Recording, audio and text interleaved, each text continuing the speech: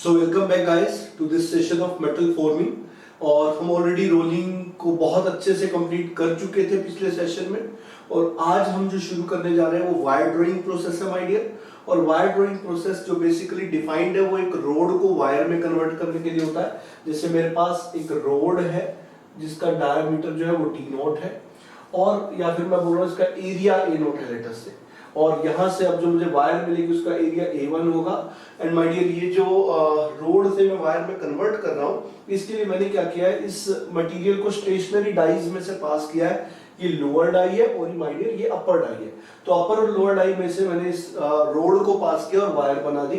और जब मैंने ऐसा किया माय डियर, तो ये सिग्मा 2 जो इसको ड्राइंग स्ट्रेस या फ्रंट टेंशन और सिग्मा 1 को बैक टेंशन भी बोलते हैं। और ऐसा करने से पहले हम सबसे पहले करते क्या, पूरे प्रोसीजर को समझने की कोशिश करते हैं।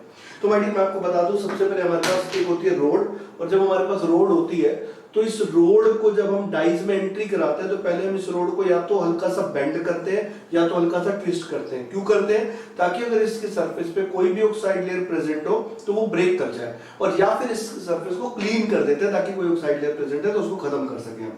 ऐसा करने के बाद माय डियर फिर हम इसको एंट्री करा देते हैं डाइज के अंदर। अब माय डियर ये जो डाइज के अंदर इसके साथ जो होता है उसकी अगर हम बात करें तो टोटल चीज 3 सेक्शंस के ऊपर डिवाइडेड है। जैसे मैं अगर इसको 3 सेक्शंस में दिखाऊं तो माय डियर ये है सेक्शन नंबर 1, ये सेक्शन नंबर 2, ये सेक्शन नंबर 3। जो पहला सेक्शन है माय डियर इसको अप्रोच सेक्शन भी बोलते हैं। This is known as approach section. And my dear ये अप्रोच सेक्शन 2 पार्ट्स में डिवाइडेड है, और इसके जो 2 पार्ट्स है वो अगर मैं आपके सामने रखूं तो ये पार्ट उसका A है और ये पार्ट उसका B है। अब ये जो A वाला पार्ट है माय डियर, ये कहीं ना कहीं बताता है लुब्रिकेशन जोन को। मतलब अब हम लुब्रिकेशन क्यों दे रहे हैं, क्योंकि आपको दिख ही रहा है डाई स्टेशनरी है, मटेरियल मूव करेगा। एंड मटेरियल का डाई स्टेशनरी है, मटेरियल मूव करेगा तो रिलेटिव मोशन फ्रिक्शन आना ही आना है। तो फ्रिक्शन के इफेक्ट को कम करने के लिए मटेरियल लुब्रिकेशन यूज करते हैं। फिर भी लुब्रिकेशन की 3 कंडीशंस मैं आपके सामने रख रहा हूं। ऐसा हो सकता है कि आप लुब्रिकेशन यूज नहीं कर रहे हो। अगर आप लुब्रिकेशन यूज नहीं करेंगे तो आपको फाइनल प्रोडक्ट जो है वो बर्न्ड कलर का मिलेगा, जला हुआ मिलेगा। एंड माय डियर क्योंकि फ्रिक्शन के कारण हीट का जनरेशन होगा and that heat will burn the surface. And my dear अगर आप लिक्विड लुब्रिकेशन का यूज कर रहे हो, if you are going to use liquid lubrication, तो माय डियर आपको डल या मेटालिक सरफेस मिलेगा, डल या मेटालिक सरफेस मिलेगा। एंड माय डियर अगर हम बात करते हैं if you are going to use solid lubricant, तो सॉलिड लुब्रिकेंट की अगर हम बात करें, देखो लिक्विड लुब्रिकेंट में हम क्या यूज कर सकते हैं, वेजिटेबल ऑयल्स, एसई ऑयल्स, ये सारी चीजें हम यूज कर सकते हैं। माइल्ड स्टील के लिए हम लाइम वाटर यूज करते हैं as a lubricant. And my dear solid lubricant में carbon powder, glass powder, coal powder, तो इस तरह की चीज, जनरली ग्लास पाउडर हम यूज करते हैं। तो माय डियर जब हम ग्लास पाउडर यूज करते हैं या ये जो जब हम यूज करते हैं तो उससे होता क्या है, पाउडर की फॉर्म में आप जब लुब्रिकेंट को यूज करते हो तो माय डियर जब ये रोड जो है ये डाइज से होते हुए जाती है तो रिलेटिव मोशन के दौरान जो पाउडर पार्टिकल्स हैं वो सरफेस के ऊपर क्रैक्स डेवलप करते हैं, और इन क्रैक्स से जो भी आपका जो रोड का सरफेस है उसके, क्योंकि रिलेटिव मोशन माइक्रो क्रैक्स आने की वजह से पाउडर पार्टिकल्स से जब रगड़ होती है तो ऑब्वियसली माइक्रो क्रैक्स आएंगे, जिससे आपका जो सरफेस होता है ना माय डियर वो शाइनी मिल जाता है। That surface becomes very very shiny. तो सॉलिड लुब्रिकेंट के केस में शाइनी सरफेस मिलता है। तो इस तरीके से हम 3 केसेस की स्टडी करते हैं, और ये लुब्रिकेशन जोन में हो रहा है माय डियर। तो ये वाला जो जोन है यहाँ पर हम लुब्रिकेशन को सप्लाई करते हैं। This is basically lubrication zone. And my dear इसी का जो दूसरा पार्ट है बी सेक्शन, इसको डिफॉर्मेशन जोन बोला जाता है। क्यों बोला जाता है? क्योंकि असली में जो डिफॉर्मेशन हो रहा है वो यही हो रहा है। आप देखो इस पॉइंट पर जो डायमीटर है वो इनिशियल डायमीटर के बराबर है, और यहाँ पर जो निकल रहा है वो फाइनल के बराबर है। तो इनिशियल से फाइनल तक का जो कन्वर्जन हुआ है वो इस बी सेक्शन के अंदर ही हुआ है। तो माय डियर इसको हम क्या बोलते हैं, this B part is known as basically deformation zone. तो पूरा का पूरा डिफॉर्मेशन इसी जोन में हो रहा है, इसलिए इसको डिफॉर्मेशन बोलते हैं। पर आपको दिख रहा है जहां पर जो जैसे सिग्मा 1 सिग्मा 2 आपको दिख रहा है, मैं आपको एक बात बता दूं, यहाँ पर जो मेजॉरिटी लगने वाली स्ट्रेसेस होती है वो टेंसाइल इन नेचर होती है। वायर ड्राइंग अगर आप पूछे कोई आपसे तो कुछ नहीं कहा जाए तो कोल्ड वर्किंग प्रोसेस होता है। कोल्ड वर्किंग मतलब जो वर्किंग टेम्परेचर है वो रिक्रिस्टलाइजेशन टेम्परेचर से क्या होगा, कम। एंड माय डियर, जब हम वायर ड्राइंग की बात करें तो tension is the major stress जो कि आती है, टेंसाइल स्ट्रेस से ही काम चलता है, क्योंकि असली में यहाँ पर खींचा जा रहा होता है, फाइनल आउटपुट को खींचा जा रहा होता है। ये सिग्मा 1 का जो कोई खास सिग्निफिकेंस नहीं है, इसको हम रख भी सकते हैं, नहीं भी रख सकते हैं। इसको अगर रखेंगे तो इसका पर्पस सिर्फ वायर या रोड को स्ट्रेट रखना होगा, इससे बढ़कर इसका कोई पर्पस नहीं है माय डियर। तो जैसा मैंने आपसे बोला कि टेंसाइल स्ट्रेसेस इसके अंदर आ रही है। और अब अगर हम बात करते हैं डिफॉर्मेशन जोन में, तो डिफॉर्मेशन जोन में जैसा आप जानते हो जब टेंशन लगती है तो हमने देखा हुआ है स्ट्रेस डायग्राम में भी, whenever tension comes into picture, तो माय डियर टेंशन में होता ये है कि जैसे आपने यहाँ तक लोडिंग की और इसके बाद आप अनलोड कर रहे हो, तो आपको पता है कि मटेरियल यहाँ भी नहीं रुकता, बैक भी नहीं जाता, वो इसके पैरेलल पाथ फॉलो करता है। और ये जो चीज मिलती है हमें, इसको इलास्टिक रिकवरी बोलते हैं। एंड माय डियर, जो इलास्टिक रिकवरी है इसका मतलब क्या है भाई, तुम अपने कंपोनेंट को ले गए किसी साइज तक, है ना, इसके बाद तुमने अनलोड कर दिया, जब अनलोड किया तो ये पुराने साइज से जो जिस साइज पे तुमने छोड़ा था उससे थोड़ा कम साइज में कन्वर्ट हो गया। तो माय डियर अगर ऐसा हुआ तो ये तो हमारे लिए बहुत खराब बात है ना, क्योंकि हम नहीं चाहते इलास्टिक रिकवरी हो, ये तो हम जिस साइज पे छोड़ेंगे उस साइज का कंपोनेंट हमें मिलेगा ही नहीं। पर फिर मैंने आपको एट द सेम टाइम ये भी बताया था, अगर आप इस लोड को यहाँ पे कुछ देर के लिए होल्ड कर लेते हो तो इस इलास्टिक रिकवरी को आप कम कर सकते हो। इसका मतलब ये है, इलास्टिक रिकवरी बेसिकली होता क्या है, ये होता है इलास्टिक डिफॉर्मेशन। अगर इसके बारे में किसी को डाउट हो तो मेटल फॉर्मिंग का पहला और दूसरा लेक्चर देख लेना। तो माय डियर, जो इलास्टिक डिफॉर्मेशन मटेरियल के अंदर प्रेजेंट होता है उसको इलास्टिक रिकवरी बोलते हैं। जब किसी मटेरियल को डिफॉर्म किया जाता है उसका कुछ पार्ट डिफॉर्मेशन का इलास्टिक होता है, कुछ प्लास्टिक। तो इलास्टिक डिफॉर्मेशन माय डियर, आप इसको कन्वर्ट कर सकते हो प्लास्टिक के अंदर, अगर आप किसी पॉइंट पे लोड को होल्ड कर रहे हो। तो माय डियर, जितना ज्यादा देर तक होल्ड करोगे उतना इलास्टिक प्लास्टिक में कन्वर्ट होगा, ठीक है। और अगर ऐसा ये सिर्फ टेंशन होता है, आपको पता है कंप्रेशन में इलास्टिक रिकवरी जनरली नहीं होती। फिर मैंने आपसे कहा कि जो डिफॉर्मेशन जोन में आपने साइज को चेंज किया है, तो माय डियर ये जो साइज चेंज हुआ ये हुआ किसकी वजह से, फ्रिक्शन की वजह से। आप इस चीज को फील कर सकते हो कि जो रिलेटिव मोशन हो रहा है वो इस अब ऑब्वियसली बात है, ये जो डिफॉर्मेशन जोन मैंने बनाया इस जोन में रिलेटिव मोशन तो हो ही रहा है, और जब रिलेटिव मोशन हो रहा है तो obviously friction force will be coming. And जो फ्रिक्शन फोर्स होगा, इसके दो कंपोनेंट होंगे, एक कंपोनेंट होगा जो कि कोशिश कर रहा होगा मटेरियल को बाहर निकालने की, और दूसरा कंपोनेंट जो होगा वो ऐसे लग रहा होगा। और अगर हम इन दो कंपोनेंट्स की बात कर रहे हैं तो इस तरीके से दो कंपोनेंट जो फ्रिक्शन के आ रहे हैं, एक मटेरियल को बाहर निकालने की कोशिश करेगा, दूसरा डाइज को सेपरेट आउट करने की। तो ये फ्रिक्शन फोर्स के दो कंपोनेंट है, इसी को कम करने के लिए हमने लुब्रिकेंट्स को यूज किया, अगर किया है तो। सो माय डियर, जैसे मैंने आपसे बोला, अब इस डिफॉर्मेशन जोन में जो भी हुआ, और ऑब्वियसली इस फ्रिक्शन को ओवरकम करने के लिए सिग्मा 2 को ज्यादा होना पड़ता है, तो सिग्मा 2 इसीलिए मैंने आपसे बोला मेन स्ट्रेस है। अब इसको ड्राइंग स्ट्रेस भी बोलते हैं। अब मैंने आपसे कहा कि चलो इतनी बात तो सही है, अब अगर इलास्टिक रिकवरी को आपको रोकना है तो रोड को होल्ड करना होगा। तो माय डियर, ये जो डाई लैंड, ये जो लोअर डाई, ये जो मैंने लिखा सेकंड सेक्शन, इसको हम डाई लैंड भी बोलते हैं, और इसका दूसरा नाम स्टेबिलिटी जोन भी है।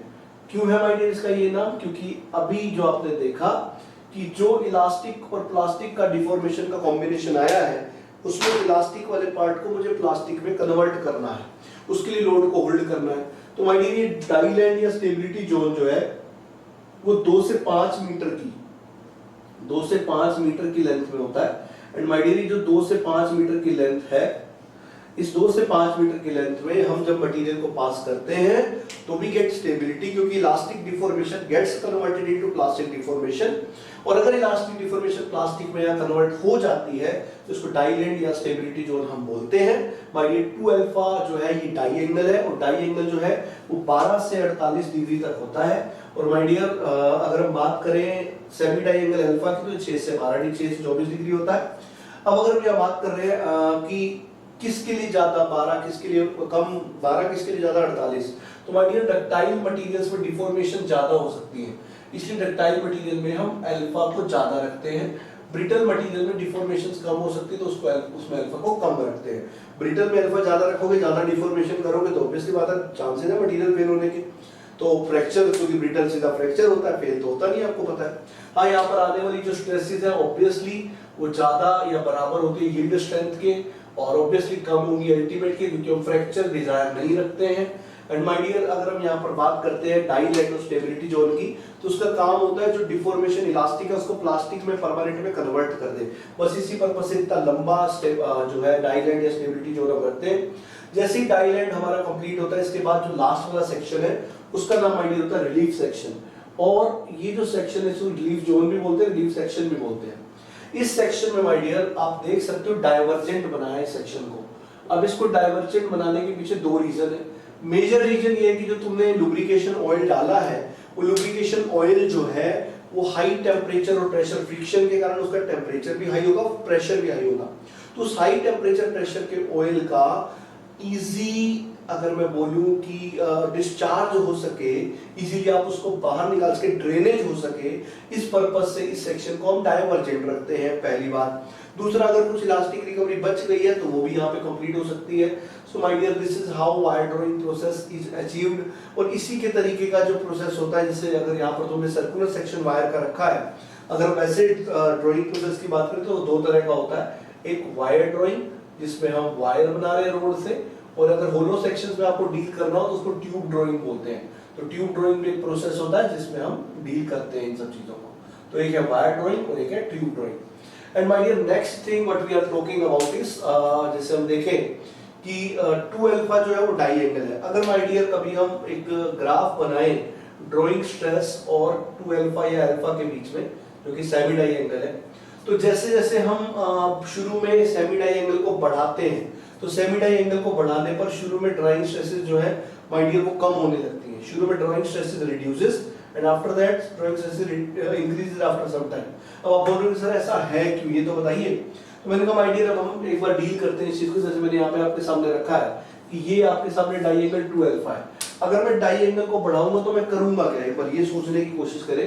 अगर मैं डाई एंगल को बढ़ाऊंगा तो मैं यही तो करूंगा, जो मेरी डाई है ये ऐसे आ जाएगी। अगर ऐसे आ जाएगी तो ऑब्वियसली डाई एंगल बढ़ जाएगा कल को, है ना। Die angle is going to increase if we are going to do this will increase the die angle. या मैं अगर और इधर ले जाऊंगा तो डाई एंगल और भी बढ़ सकता है, डाई एंगल में इंक्रीज मोर, है ना। अब ये बढ़ रहा है, तो जब डाई एंगल बढ़ेगा उसका इफेक्ट क्या होगा। तो माय डियर, जो मटेरियल अभी यहाँ पे कांटेक्ट में आ रहा था और इतनी कांटेक्ट लेंथ में डिफॉर्म हो रहा था, अब वो यहाँ पे कांटेक्ट में आएगा और इतनी कांटेक्ट लेंथ में डिफॉर्म होगा, फिर वो यहाँ पे आएगा और इतनी कांटेक्ट लेंथ में डिफॉर्म होगा। मतलब हो ये रहा है, जैसे जैसे अल्फा बढ़ रहा है तो हमारी कांटेक्ट लेंथ कम हो रही है। तो माय डियर, कांटेक्ट लेंथ अगर कम हो रही है तो ऑब्वियस सी बात है जो रिलेटिव मोशन है वो कम अगर देर तक होगा तो फ्रिक्शन के इफेक्ट जो है माय डियर वो कम होते जाएंगे। तो ये जो सिग्मा 2 या ड्राइंग स्ट्रेस की वैल्यू वो शुरू में रिड्यूस करेगी। बट माय डियर, अगर आप किसी साइज को रिड्यूस कर रहे हो तो उसको रिड्यूस करने के लिए थोड़ी तो फोर्स की रिक्वायरमेंट है, मिनिमम फोर्स तो चाहिए ही चाहिए, है ना, तभी तो वो डिफॉर्म हो पाएगा। तो अगर आप इसको कम करते रहेंगे तो सॉरी एंगल को बढ़ाते रहेंगे तो एक एंगल ऐसा आ जाएगा जिसके बाद मटेरियल यहाँ से मान लो अगर एंगल बहुत ज्यादा कर दिया आपने, कुछ ऐसा आ गया तो मटेरियल को जितना फोर्स चाहिए, मतलब जितनी फ्रिक्शन लेंथ चाहिए अपने आप को डिफॉर्म करने के लिए, उतनी भी नहीं मिल पाएगी।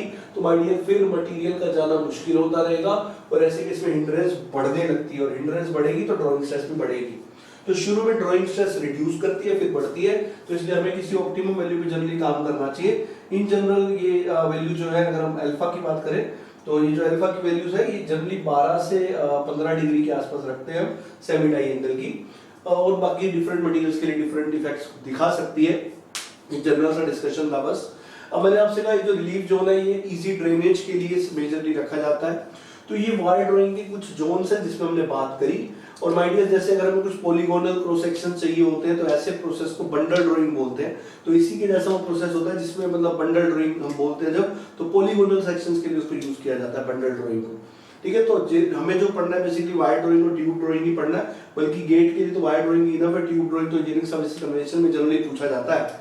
सो माय डियर, ये बेसिकली वायर ड्राइंग के बारे में थोड़ा सा डिस्कशन मैंने आपके सामने रखा और मैं एक बार रिपीट कर देता हूँ। सबसे पहले बेंड या ट्विस्ट दिया इसकी ऑक्साइड ब्रेक करने के लिए, उसके बाद लुब्रिकेशन देंगे या नहीं, तीन ऑप्शन आपके पास थे। लुब्रिकेशन के बाद माय डियर डिफॉर्म जब करेंगे तो डिफॉर्मेशन जोन, फिर हमने बात करी डिफॉर्मेशन जोन में जो डिफॉर्मेशन है वो इलास्टिक और प्लास्टिक का कॉम्बिनेशन होता है।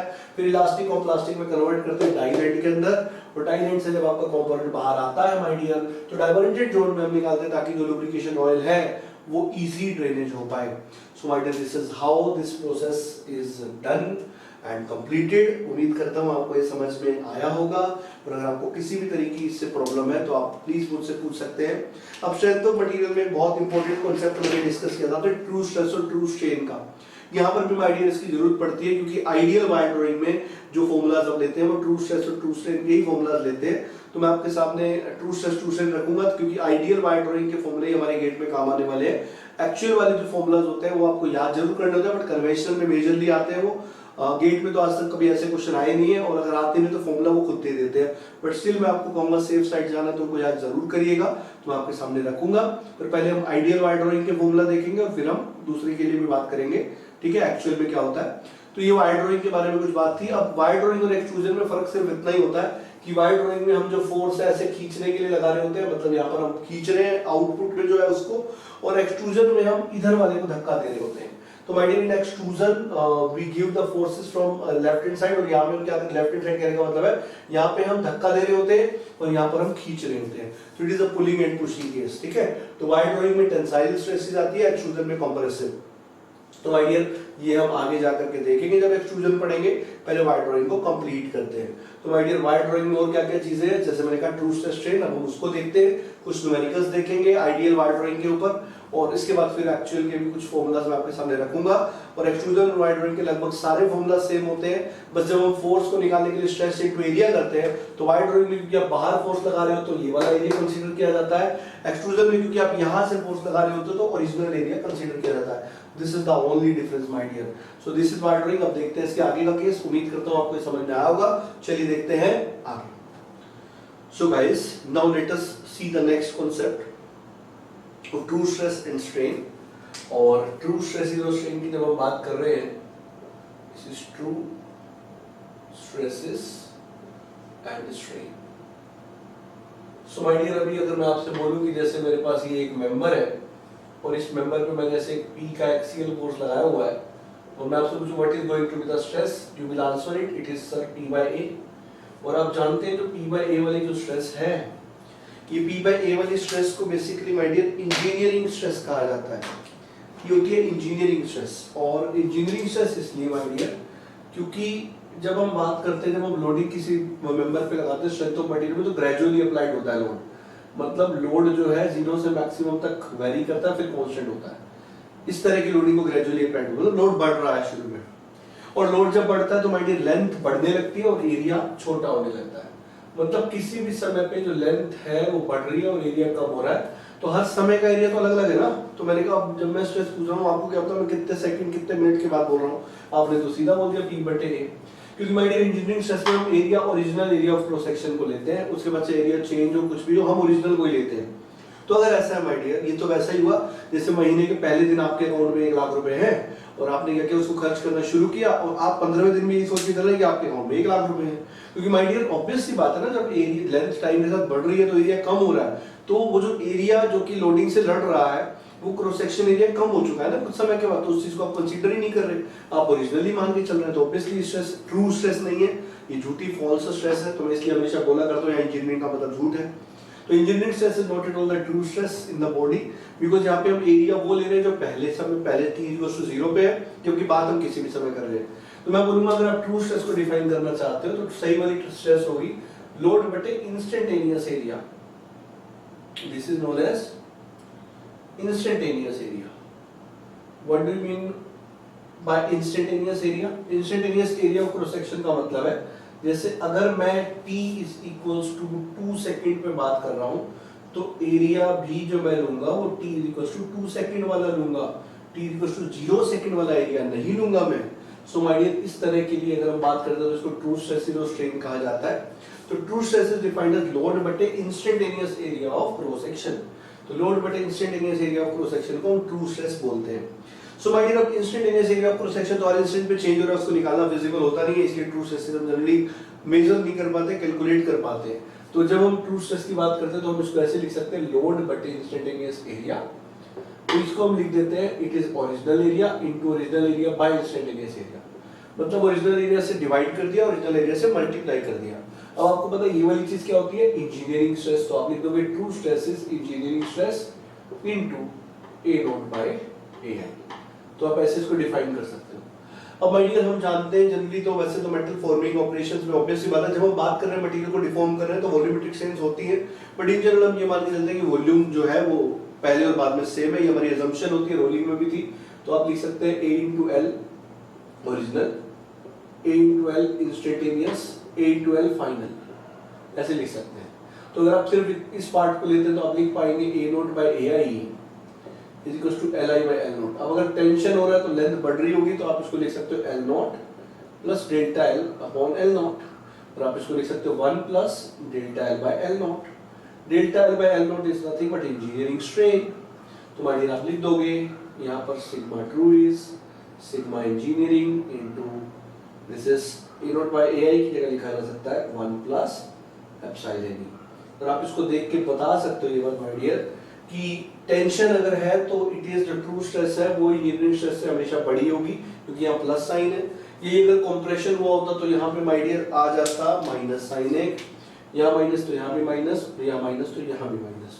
तो ये ट्रू स्ट्रेस के लिए एक्सप्रेशंस हैं। अब माइडियर अगर हम ट्रू स्ट्रेन के लिए बात करें, अगर हम एक छोटे से एलिमेंट की छोटी सी स्ट्रेन देखें तो उसको हम लिख सकते हैं डेल्टा एल अपॉन एल, और पूरे के लिए वी नीड टू इंटीग्रेट, और आप जानते हो dx by x इंटीग्रेट होता है log x, तो मैं पे लिख दूंगा true strain is given by this is log l, और आपको पता है लेंथ चेंज हो रही है l नॉट से li तक, तो true strain can be written as this is ln li minus ln li by l naught, है ना, ln li minus ln l naught, तो ऐसे ही लिखेंगे हम। फिर हम इसको लिख सकते हैं ln l not plus delta l upon l not, it is ln 1 plus engineering strain. So these are the expressions for true strain. So my dear, ये true stress के लिए expressions हैं और ये true strain के लिए, ठीक है? So these are the expressions for true stress and true strain. Strength of material भी मैंने आपको basically derive कराया हुआ है, तो it is nothing new for you guys क्योंकि हम सोम में देख चुके हैं।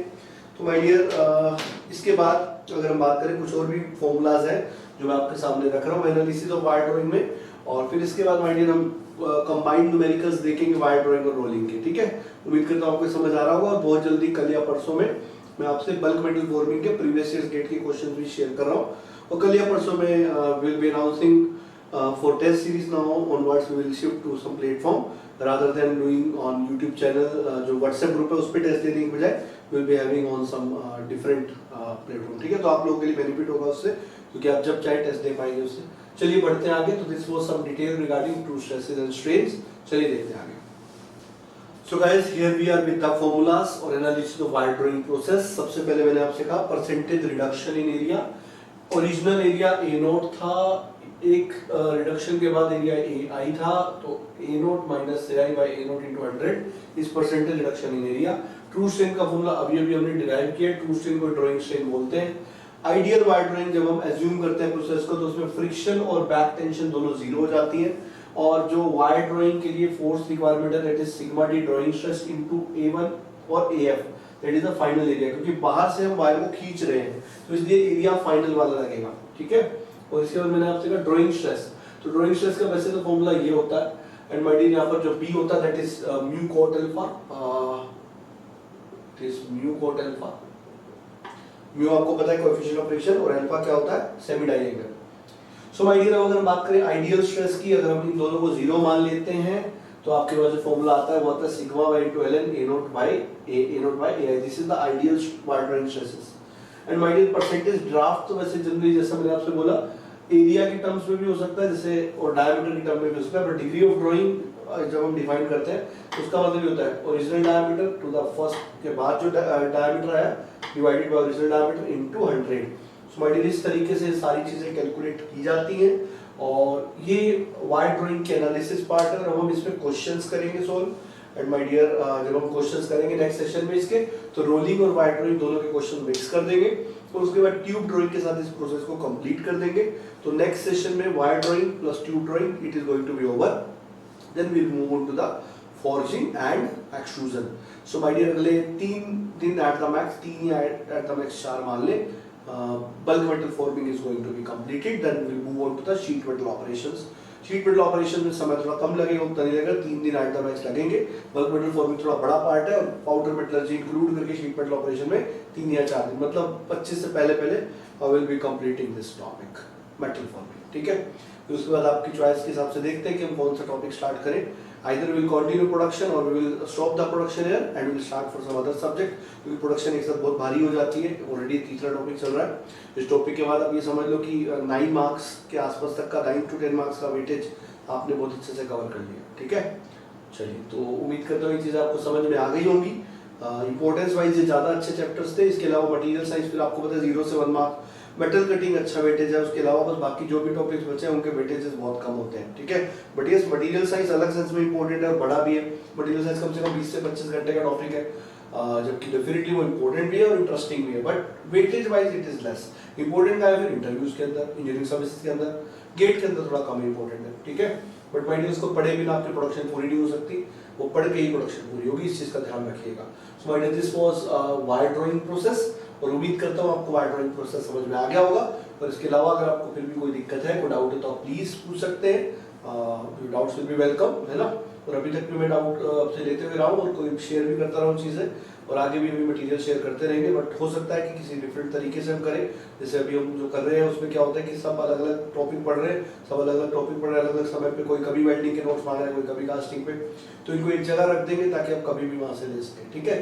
तो उम्मीद करता हूँ ये चीजें समझ में आ गई होंगी। तो नेक्स्ट सेशन क्वेश्चन से भरा हुआ रहेगा, इसमें भी हमने क्वेश्चन कम डिस्कस किए ही नहीं है, तो वायर ड्राइंग और रोलिंग के क्वेश्चन हम अगले सेशन में डिस्कस करने वाले हैं। और ऐसा हो सकता है क्वेश्चन वाला सेशन है तो I will try to do it on PPTs, क्योंकि उससे होगा कि क्वेश्चन की स्टेटमेंट वाला इशू नहीं आता, स्टेटमेंट आपके सामने रहेगी। We will try for that, otherwise ऐसे तो चलता ही रहेगा, ठीक है। तो देखते हैं क्या होता है, तो मिलते हैं नेक्स्ट सेशन में, चलिए देखते हैं फिर आगे।